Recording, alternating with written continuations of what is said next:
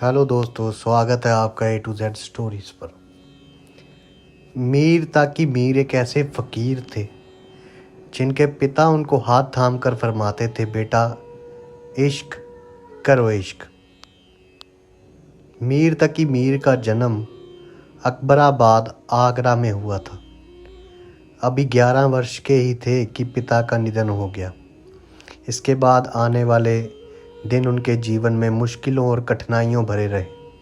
सौतेले भाई ने बुरा सलूक किया, रोज़ी रोटी का कोई जरिया नहीं था। हालात से मजबूर मीर आजीविका की तलाश में भटकते हुए दिल्ली आ पहुँचे। यहाँ किसी तरह समसाम उधौला के दरबार तक रसाई हुई। समसाम उधौला मीर के पिता से अकीदत रखता था।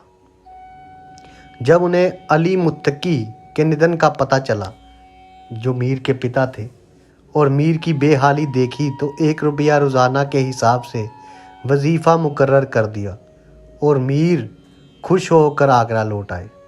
दरबार के वजीफ़े से आर्थिक ज़रूरतें तो किसी तरह पूरी होने लगी थी, लेकिन अब समय के साथ इश्क की ज़रूरतें और इश्क की ज़रूरतों ने सर उठाना शुरू कर दिया था। पिता की नसीहतें मीर की ज़िंदगी में नुमू पाने लगी थी। आर्थिक सुकून था, जोश जवानी था कि इन्हीं दिनों में मीर को इश्क का पहला तजर्बा हुआ। परिवार की ही एक खातून को दिल दे बैठे। इश्क की आग ऐसी लगी कि दिल की दुनिया बेकाबू हो गई। कुछ समय तक तो इश्को आशिकी का ये सिलसिला खामोशी से चलता रहा और मीर मगन रहे, लेकिन धीरे धीरे खबर आम हो गई और इश्क की खुशबू पर्दों से बाहर आने लगी। हर तरफ से रुसवाई मिली, लानत मलामत की जाने लगी। सब अपने दुश्मन हो गए और मीर को अकबराबाद की ज़मीन दोबारा तंग महसूस होने लगी।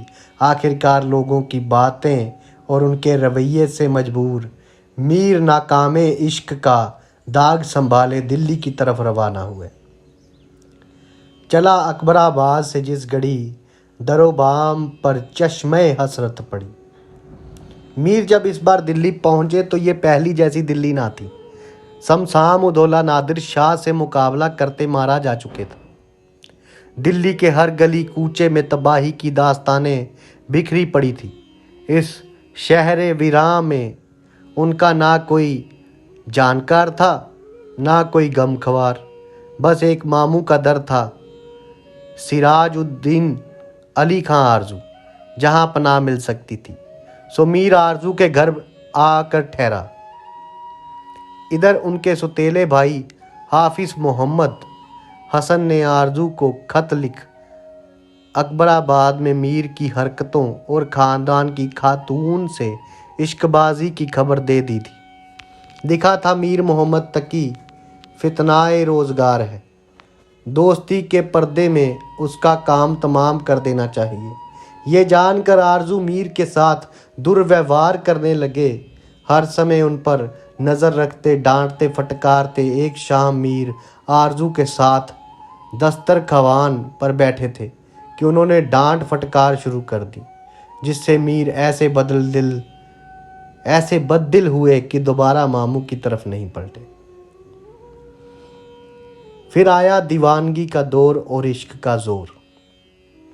जब अकबराबाद छूट जाने का दुख था, नाकाम इश्क का दाग था, और फिर जिनके पास रुके अपने मामा, उनकी जातियाँ, इन सब का नतीजा ये हुआ कि मीर हवास पर काबू खो बैठे और पागल हो गए। दीवानगी इतनी बड़ी कि उन्हें बेड़ियों में बांध कर रखा जाता। लोग उनके दरवाजे तक आने में भी खौफ महसूस करते। मीर के साथ वक्त गुजारने वाला शायर सआदत खान नासिर बताते हैं कि पागलपन उनकी तबीयत पर गालिब आ गया था। वो ओल फोल बककर जबान गंदी करते और हर शख्स को गालियां देना, पत्थर मारना उनका आदत हो गया था। जुनून और दीवानगी के यही दिन थे कि मीर को इश्क के दूसरे तजर्बे का सामना हुआ, जिसने उनके दिलो दिमाग की दुनिया ही बदल कर रख दी। रात में जब वो चांद की तरफ देखते तो वहाँ से एक परी पैकर उनकी तरफ आता और इश्क की आग में तपाकर सुबह होते ही गायब हो जाता। उस परी पेकर के साथ रात गुजारने के बाद मीर सुबह में तन्हा रह जाते और जुनून के आलम में अपने छोटे से हुजरे में पड़े रहते। जिक्र मीर में मीर खुद ये कहानी सुनाते हैं। चांदनी रात में एक पैकर खुश सूरत कमाल खूबी के साथ कुर्राए कमर से मेरी तरफ बढ़ता है, मुझे बेइख्तियार कर देता है। जिधर भी मेरी आँख उठती उसी रश के परी पर पड़ती, जिस तरफ भी देखता था उसी गैरते हूर का तमाशा करता था। हर रात उससे सोहबत रहती और हर सुबह उस बिन वहशत रहती। जब सुबह नमूदार होती तो वो जले दिल से ठंडी आह भरती और चांद की तरफ वापस हो जाती। मैं तमाम दिन जुनून करता और उसकी याद में दिल को खून करता। हाथों में पत्थर लिए फिरता मैं, उफ्ताओ खेजां और लोग मुझसे गुरेजां। मीर ने बाद के दिनों में अपने दीवानापन और चांद से उतर आने वाली सितम पेशा माशूक पर ख्वाबो ख्याल के नाम से एक मसनवी जो शायरी भी लिखी और पूरा माजरा शायराना अंदाज में बयान किया। मसनवी में कुछ ऐसे शेर हैं। जिगर जोरे गुर्दू से खूं हो गया, मुझे रुकते रुकते जुनू हो गया।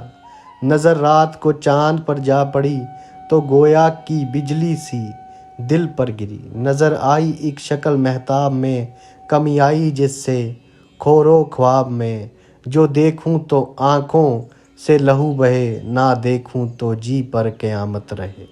मीर बताते हैं कि 4-5 महीने तक दीवानगी का गड़ा हुआ ये ख्याली माशूक उन पर क़यामत ढाता रहा।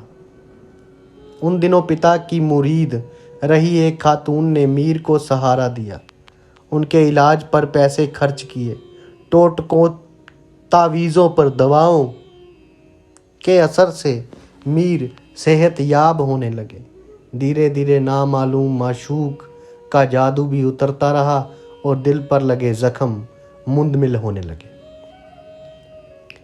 चंद महीनों बाद मीर ठीक तो हो गए, लेकिन दीवानगी की एक परछाई और इश्क की धूप हमेशा उनके साथ रही। इस धूप और परछाई के साथ उन्होंने कैसे बसर की, इसकी एक झलक खुद मीर के इन शब्दों में मिलती है। दिल्ली में बीते अपने दिनों को याद करते हुए वे लिखते हैं, मैं दिल्ली रहता था, जलसे करता था, शेर पढ़ता था, आशिकाना ज़िंदगी गुजारता था। रातों को रोता, हसीनों से इश्क लड़ाता, उनके हुस्न की तारीफ़ें करता और लंबी लंबी जुल्फ़ों वाले माशूकों के साथ रहता। एक लम्हे के लिए भी उनसे जुदाई होती तो बेकरार हो जाता। मीर ने आत्मकथा में अपने इस रंगीन जीवन का बहुत विस्तृत वर्णन तो नहीं दिया। वे निजी हालात पर लिखते लिखते अपने समय की उथल पुथल का ब्यौरा देने लगते हैं, लेकिन उनके जीवन में दिलचस्पी रखने वालों के उनकी लिखी मसनविया जो उर्दू शायरी बहुत काम आती है, उनसे वे खाली जगहें खुद पर भर जाती हैं जिन्हें मीर आत्मकथा में छोड़कर आगे बढ़ गए हैं। 50 बरस की उम्र में एक विवाहिता स्त्री से मुआशिके का वाक़या भी ऐसा ही है। ये मुआशिका तब नज़र में आया जब मीर ने मसनवी मामलाते इश्क लिखी और खूब मज़े लेकर माशूक से छेड़छाड़ और वसल के किस्से सुनाए। बूढ़े होते मीर की ज़िंदगी में आने वाली ये खातून शादीशुदा थी। मीर कहते हैं, वे तो हर चंद अपने तौर के थे, पर तसर्रुफ़ में एक और के थे। लेकिन धीरे धीरे मामलात बढ़ते गए, खूब छेड़छाड़ चलती, ज़ोर व ज़फ़ा के सिलसिले रहते। कभी महबूब लुत्फ़ का मामला करता तो कभी सीने पर पाँव रखता, कभी पाँव पर आंखें मलवाता, कभी ऐसे उंगलियां दबाता कि मीर दर्द से बिलक उठते। लेकिन इश्क में ये दर्द उनके लिए लुत्फ़ से खाली ना होता। लिखते हैं, एक दिन फर्श पर था मेरा हाथ, बातें करते थे वे भी मेरे साथ। पाँव से एक उंगली मल डाली, लुत्फ से दर्द वो ना था खाली। दर्द से की जो मैंने बेताबी, दस्ते नाजुक से देर तक दाबी। गाह बेगाह पाँव फैलाते, मेरी आंखों से तलवे मलवाते। चल कर आते थे जब कभी इधर, पाँव रखते थे मेरी आंखों पर। मीर उमर के इस मरहले में भी पूरे जोश, जुनून और खुद सुपुर्दगी के साथ प्यार किया जा रहे थे। एक बार तो ऐसा हुआ कि जब महबूबा पान खा रही थी तो मीर उसके मुंह का चबा पान ही मांग बैठे। पहले तो वो हंसकर टाल गई, लेकिन फिर न जाने क्या दिल में आई, उसने उगाल दे दिया और मीर निहाल हो गए। एक दिन पान वे चबाते थे, सुर्ख लब उनके मुझको भाते थे। कह उठा मैं अगर उगाल मुझे, मुंह से दो तो करो निहाल मुझे। हंस के उस वक्त मुझको टाल दिया, फिर उसी रंग से उगाल दिया। ये पहला इश्क था जिसमें मीर के सितारे अभी तक मीर के साथ थे। समय गुजरता रहा और दोनों जानिब इश्क की आग और तेज होती गई। वसल के वादे होते और टूट जाते। फिर एक दिन वो आया कि ज़िला करनाल की तरफ किए गए एक सफ़र में मीर उस सितम पेशता माशूक के साथ थे। उम्मीदें भर आई, खुद मीर ने लिखा, जब बदन में रही ना मुतलक ताब, एक दिन हम वे मुतसिल बैठे। शौक का सब कहा कबूल हुआ, यानी मकसूद दिल हुसल हुआ। वास्ते जिसके था मैं आवारा, हाथ आई मेरे वो मह पारा। मीर के तन बदन से विसाल की हरारत अभी ख़त्म भी ना हुई थी कि महबूब समाजी ज़िल्लत के खतरे के चलते उनसे जुदा हो गया। उसके पास मीर जैसा हौसला तो ना था कि इश्क की खातिर रुसवा होता।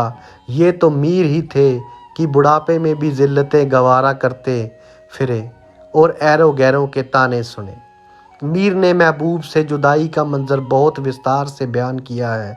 महबूब के जाने के बाद दुनिया मीर के लिए अंधेरी हो गई थी। उनके बदन में सांसें तो थी, लेकिन वो खुद को मुर्दा में शुमार करते थे। उनसे रुखसत हुए जो बाद शाम, तीरा देखा जहान को हर गाम। यूं हुआ उनके कूचे से आना, जैसे होवे जहान से जाना। अब मीर के ना तवां आसाम में वो ताब ना थी कि हिजर के इस सदमे को आसानी से झेल सके। गर्ज मीर खामोश होकर बैठे रहे। इश्क एक मीर भारी पत्थर है, कब ये तुझना तवां से उठता है। इस वाक़ये के बाद यानी 1772 से 1772 से 1782 तक वो समय था जो मीर दिल और शहर दोनों की वीरानी का मातम करते खाना नशीनी की हालत में गुजारते रहे। 1782 में आसिफ उदौला के बुलावे पर वो लखनऊ के लिए रवाना हुए और यहाँ मुर्गबाजी के एक मुकाबले में बादशाह से मिलते ही उनकी रंजीदा दुखी तबीयत में दोबारा खुशी के चंद किरणें पलट आई। आपको हमारी कहानियाँ अच्छी लगती है तो हमें सब्सक्राइब कीजिए, शेयर कीजिए, लाइक कीजिए और कमेंट कीजिए दोस्तों। A to Z स्टोरीज़ के साथ जुड़े रहिए। धन्यवाद।